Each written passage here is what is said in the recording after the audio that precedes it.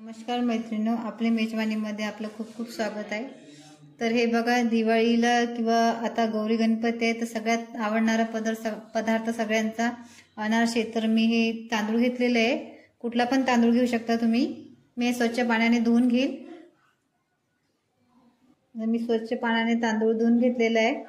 आता मी 3 दिवस याला भिजत ठेवणार आहे पाण्यामध्ये, आणि याचं रोज पाणी मी बदलणार आहे, नाहीतर वास येईल आपल्या तांदळाचा।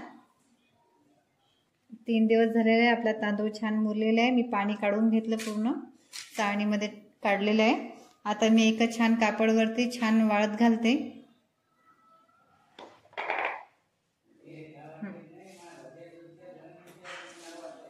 हे बघा, मी फॅन खाली आता छान कापडावर असं सुकत घालते।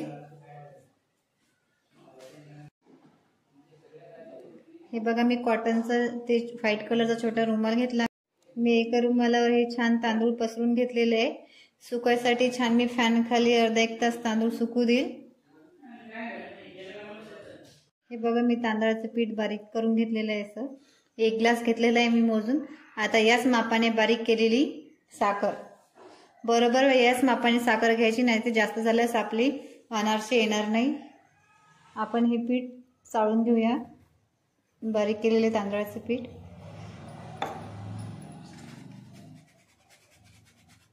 हे बघा, तांदूळ मोजून घेतले त्याच ग्लासने मी 1 वाटी साखर बारीक करून घेतलेली आहे। ही पण आपण चाळणीने चाळून घेऊया।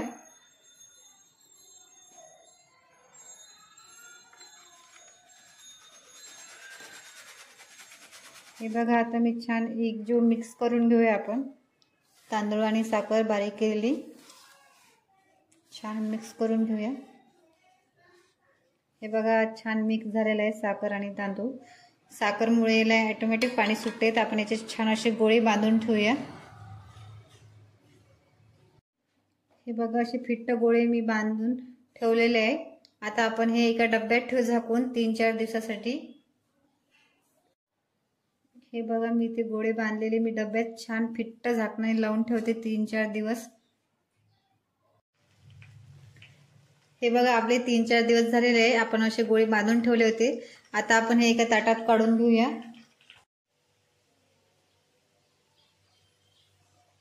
आपण गोळे काढून घेतलेले आहे। आता थोडंसं हाताला पाणी लावून घेऊया। आपण पाणीचा वापर जास्त नाही करायचा। हे बघा, मी थोडंसं पाणी घेते, म्हणजे हातच ओला करून घ्यायचा पाण्याने, आणि याला छान चुरून घेते।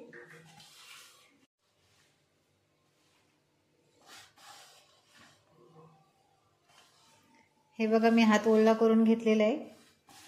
आता याला छान मिक्स करून घेते। हे बघा, मी थोडंसं दूध पण घेतलेलं आहे। दूध घेतलं तरी चालेल, किंवा पाणी दुधाऐवजी। तर छान याचा गोळा तयार करून घेते मी परत। हे बघा, मी अगदी कमी पाण्यात असा उंडा तयार केलेला आहे। आता आपण अनारसे करायला सुरुवात करूया। चला तर मग आता अनारसे करायला सुरुवात करूया। मी एक पॉलिथिन घेतलेली आहे कापून, किंवा किराणामधला साखरेची किंवा कशाची पॉलिथिन चालते। मला थोडं तेल लावून घेतलेलं आहे। हे बघा, आपला उंडा तयार झाला होता, त्याच्यातलं मी छान छोटासा गोळा तयार करून घेतलेला आहे। आता ही पॉलिथिन आपण अर्धी याच्यावर झाकून घेऊया। याला आपण बेलनं पण लाटू शकतो, किंवा हाताच्या साहाय्याने असं छान गोल करून घेऊया। हे बघा, छान लाटून झालेला आहे आपला अनारसा। एकीकडे मी तेल गरम करायला ठेवलं आहे। हळूहळू वरची पन्नी अशी काढून घेते मी। आता हे अनारसा आपल्या झारावर ठेवते, हळूहळू काढून घेते। हे बघा, मी आता झारावर टाकून घेते। हे बघा, मी लाटलेला अनारसा छान झारावर काढून घेतलेला आहे। आता तेल आपलं गरम झालेलं आहे। आता मी हळूहळू तेलामध्ये सोडते। हे बघा, मी अनारसाच्या झारावरचा अनारसा तळून घेतलेला आहे। छान जाळी पण आलेली आहे। अशा प्रकारे सर्व अनारसे आपण तळून घेऊया।